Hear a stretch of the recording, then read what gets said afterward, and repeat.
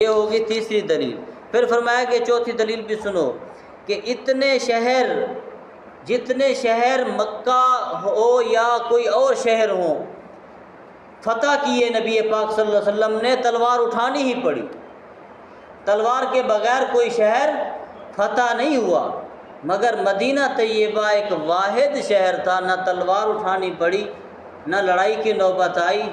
نبی پاک صلی اللہ علیہ وسلم نے قدم رکھا، اللہ نے فتح عطا فرمائی۔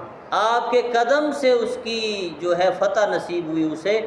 تو یوں معلوم ہوا کہ سارے شہر تلوار سے فتح ہوئے، مگر مدینہ طیبہ ایک ایسا واحد شہر تھا جو نبی پاک صلی اللہ علیہ وسلم کی ذات سے فتح ہوا اور قرآن کریم کی شان سے فتح ہوا۔ اور آگے بھی پانچویں دلیل سنو تو مدینہ طیبہ اتنا پیارا ہے کہ مدینہ کی ہر گلی، ہر کوچہ کے اندر